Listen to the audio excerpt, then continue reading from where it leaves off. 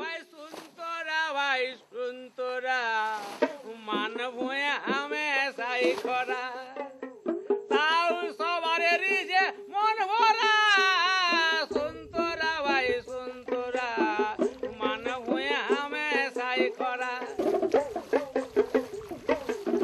পালা জড়ে ফাগুনে দি আখড়া দি ছো নাচে দে ঢোল ধমসা বাজে জড়া জড়া চালি চক্র রং বাজি ঘুরাউলু পাডি বাজি নির্মল বলে নিশ্চয় শোনাজি সেরা শুনতরা ভাই শুনতরা মানব হয়ে হামে সাই খরা মানব হয়ে হামে সাই খরা।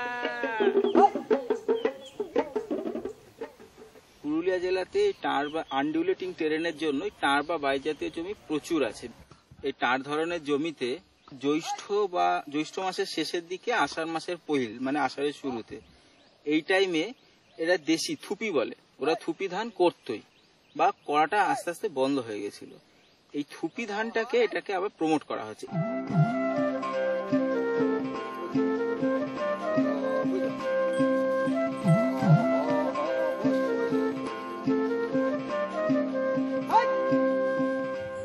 ডিএসআর পদ্ধতিতে ধান চাষের ক্ষেত্রে মূলত দু পদ্ধতিতে করা যেতে পারে। একটা হচ্ছে শুকনো জমিতে, যেটা আপনার হালের পিছনে বা লিথাওয়ার পিছনে সরাসরি বীজ বপনের মাধ্যমে করা যেতে পারে, এবং দ্বিতীয় পদ্ধতি হচ্ছে যেটা ভেজা জমিতে ড্রাম সিডারের মাধ্যমে করা যায়, সেটাকে ওয়েট ডিএসআর বলা হয়।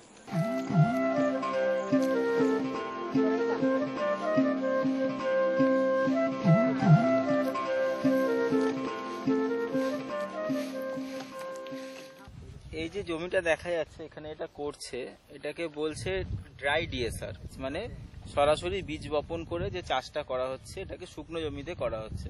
ওই যে মেশিনটা দিয়ে যে চাষটা করছে ওটাতে একসাথে 4টে লাঙলের মতন ব্যবস্থা করা আছে, এটাকে আমরা বলি লিথাও। এবং যে ওটা দিয়ে কি হচ্ছে একসাথে 4টে নালা হচ্ছে, এবং প্রত্যেকটা নালার মাঝখানে আপনার একটা নালা থেকে একটা নালার 1 বিত্তা মানে 6 ইঞ্চি করে গ্যাপ থাকছে। তার মানে কি হবে, ধানের যে দুটো রো হবে, যে রো গুলো হবে তার দুটোর মাঝখানে 1 বিত্তা করে 6 ইঞ্চি করে গ্যাপ থাকবে।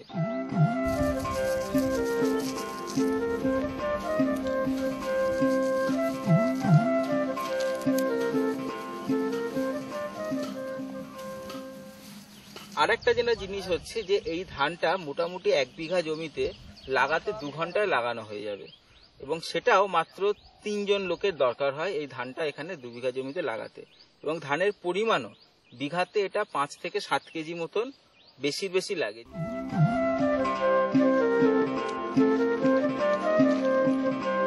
এই জ্যৈষ্ঠ মাসে যখন এই জমিগুলোতে বৃষ্টির জন্য জল কম থাকে তখন কিন্তু ড্রাই ডিএসআর কিংবা মাচাতে যে কোনো লত জাতীয় সবজির চাষ কোনো দুটোর একটা সুন্দর করা যেতে পারে।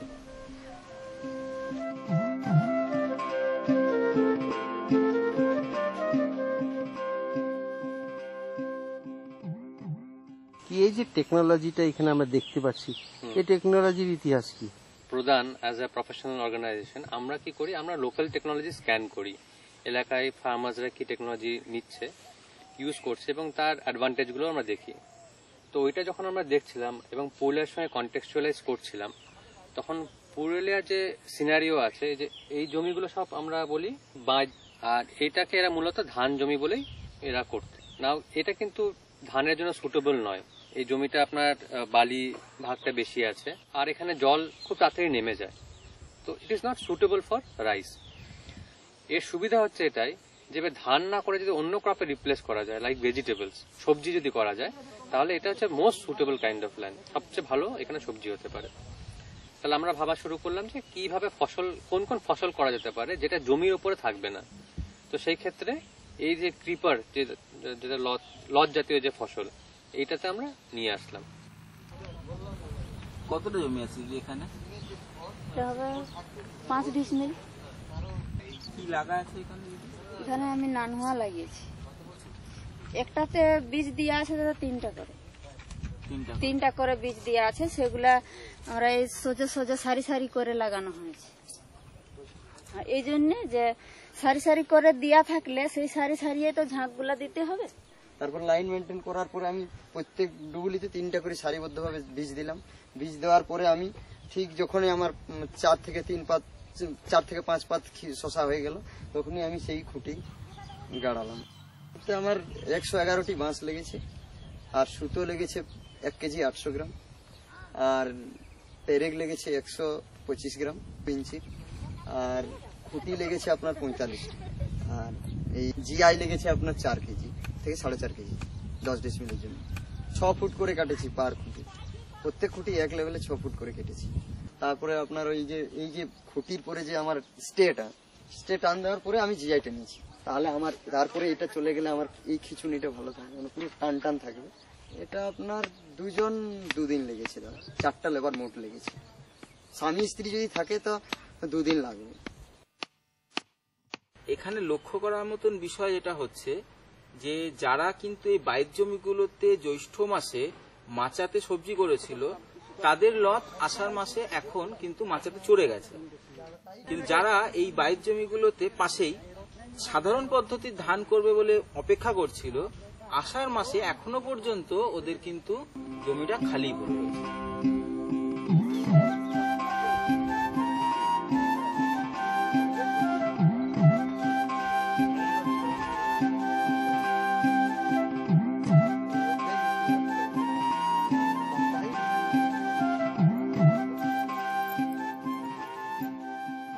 প্রথম এখানে মাচা করা হয়েছে আমাদের সরস্বতী মহিলা সমিতির একজন দিদি, তার নাম হচ্ছে মায়াবতী কুইরি। তার পরের বছর এই হরমোহনদার বাড়িতে হলো একটা মাচা, তারপর আমার বাড়িতেও হয়েছে।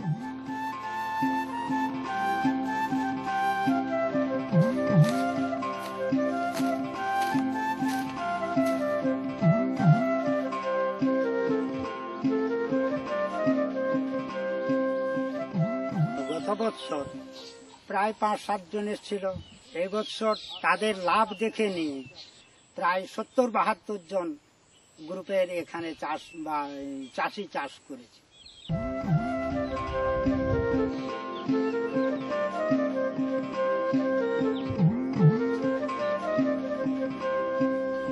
দাদা, এই বীজটা আমাদের ঘরের বীজ। আমরা সেই আমাদের ঘরের বীজটা আমরাই সেইভাবে বানাচ্ছি আর কি। প্রথমত আমরা আমাদের কুলা দিয়ে পাছড়ে নিয়ে যা আমাদের আবর্জনা আছে সেটা বের করছি। তারপর খুব ভালো জলে সেই ধানটাকে আমরা আবার জলে দিয়ে নিয়ে যা আবর্জনা বের হয় সেটা আমরা ফেলে দিচ্ছি বাইরে। তারপর আমরা সেই জল থেকে ধানটা তুলে নিয়ে আমরা লবণ যে জল আমরা নিজে তৈরি করছি।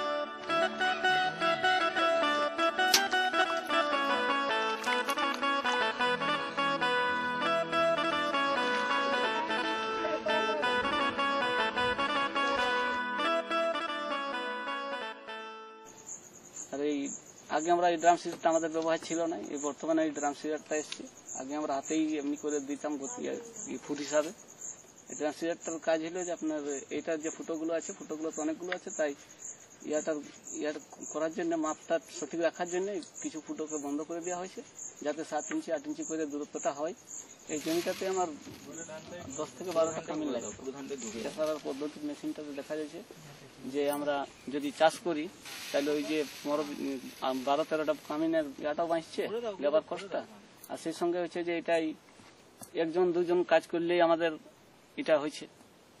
এই পদ্ধতিতে এটাই আমাদের অনেকটা সুবিধা আছে, তার জন্য এই পদ্ধতিটা আমরা এবারে নতুন শুরু করেছি।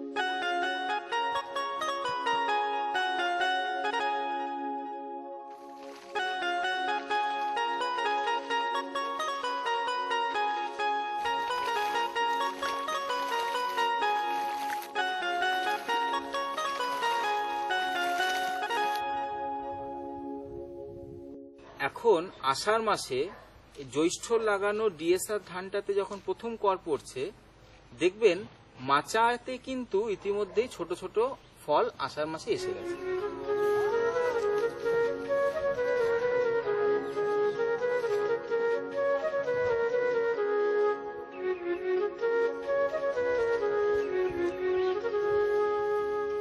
আমরা এই গ্রুপে এসে নিয়ে কিছু জিনিস জানতে পারলাম আর কি। আমরা তো আগে চাষ করতাম ঝাঁক দিয়ে নিয়ে, ঝাড়ালো ঝাঁক দিয়ে নিয়ে, সেটাতে আমাদের অসুবিধা হতো, মানে কড়খনের জন্য, কোদাল চালানোর জন্য, চোখে লাগাবার বা ফসল তোলার সময় আমাদের মানে খুব ভয়ের ব্যাপার ছিল আর কি ওটাতে। কিন্তু এখন জেনেছি যে সুবিধাগুলা, সেটা হচ্ছে যেমন আমাদের এই ঝাঁকটা আছে, এটা পুরো যদি সাফা থাকে তাহলে কড়খনের সুবিধা হয় কোদাল চালাতে, বা এই সকালে যে আমরা ফসল তুলতে আসি তাতেও সুবিধা হয় ভোরবেলাতে, কারণ চোখে লাগার ভয় থাকে না, আর সব দিক থেকে যাতায়াত করতে পারা যায়, বহুত রকম সুবিধা আছে। আচ্ছা, এখন তুমি দিনে 40 কেজি তুলছো। হ্যাঁ। আর যখন মাচা ছিল না, হ্যাঁ, তখন দিনে কত করে, তখন দিনে কত কেজি তুলতে? তখন সেই জায়গাটাতে 20 থেকে 25, মানে ফসল ধরুন না ডবলের ক্ষেত্রে চলে গেছে, বেশি বেশি। আজকে কোনো ফল তুলেছেন? আজকে তুলেছি, এ বাড়িটাতে তুলেছি। কত তুলেছেন? আজকে 40 কিলো তুলেছি। আর রেটটা কি সমান পেয়েছেন? রেট ফলন সোজা থাকার জন্য বাজারে রেট ভালো পেয়েছি।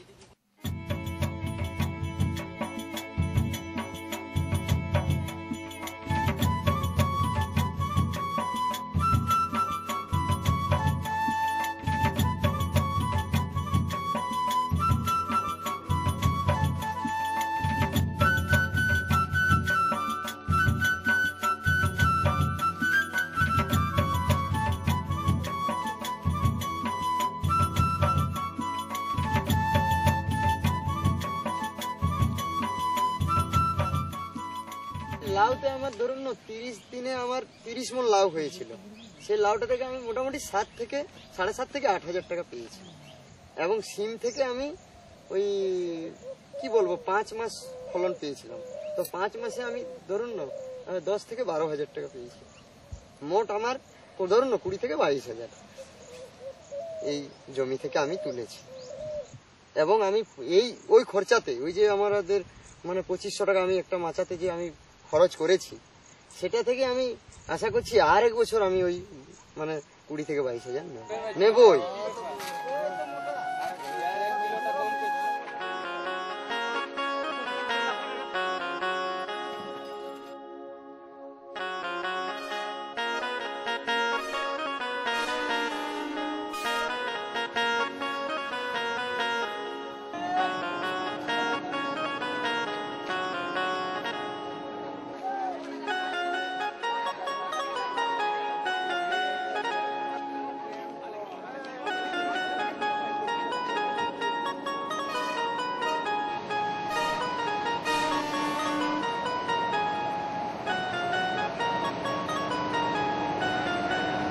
এরা যখন সকালবেলা সবজি তোলে, কারোর সাথে কথা বলা তো দূরের কথা, নিজেদের নিঃশ্বাস ফেলার, দম ফেলার সময়টুকু থাকে না, কারণ ট্রেন যদি চলে যায় সবজির দাম অর্ধেক হয়ে যাবে। অথচ এই চাষিদের মধ্যেই পুরুলিয়া জেলার যারা আছে বেশিরভাগ অনেক চাষি এখন মরশুমের প্রথম ফসল ধানটা নিয়ে ব্যস্ত শ্রাবণ মাসে, কিন্তু এই হরমোহনের মতন এই চাষিরা এই শ্রাবণ মাসের মধ্যেই কিন্তু 10 থেকে 12,000 টাকা ঘরে তুলে নিয়েছে। লাউ আমার একটাতে আপনার 10 ডিসিমিল জায়গা আছে, এটাতে আমি 50 কেজি পার ডে তুলতাম। আমি গড়ে দেখেছিলাম 30 মণ লাউ হয়েছিল। কত করে দর পেয়েছিল? দর আপনার এই বছর ভালো রেট পেয়েছিলাম আমরা, 14 টাকা 15 টাকা। বেশি সিমের রেট খুব ভালো ছিল।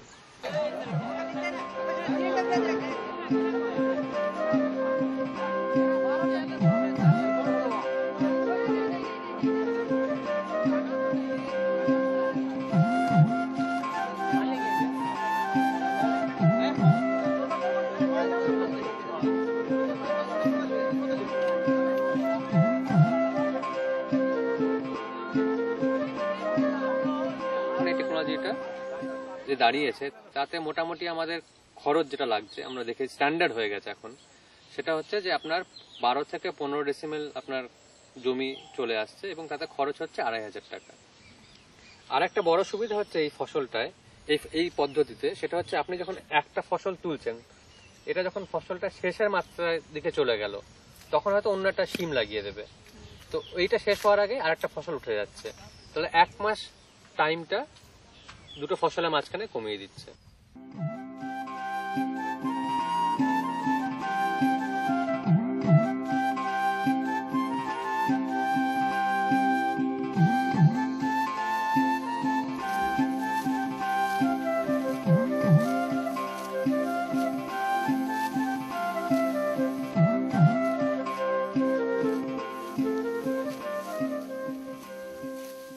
আগে টান জমি ছিল, এমনিতে পড়ে থাকতো টান জমিটা, তো লাগাইছি তো মোটামুটি 100 দিন হইল। তো 100 দিনে ধানটা উঠে গেল, তো এই ধানগুলা কাটে নিয়ে বলছি যে ইয়ার পরে সরিষা চাষ দিব। দিদি কি আছে এইটা মাপ বটে, এই মাপের ভিতরে এইটা কাটবো কত ফসল হবে, 5 জায়গাতে মাপ করবো, এইটা এত এত মাপ করে নিয়ে ওই ধানটা কাটে নিয়ে পিটে নিয়ে আর ওজন করবো কত হবে।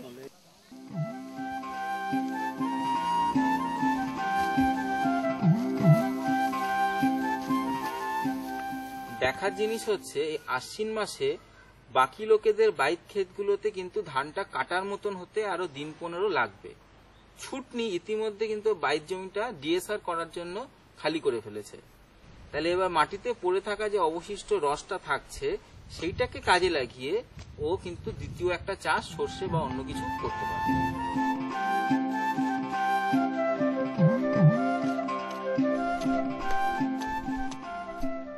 এই চাষবাস যে এবারে একটু অন্যরকমও হয়েছে শুনছিলাম, তো সেটা কি করে হয়েছে সেইটা যদি একটু বলো, কেমন ভাবে প্ল্যানিং করেছিলে তোমরা?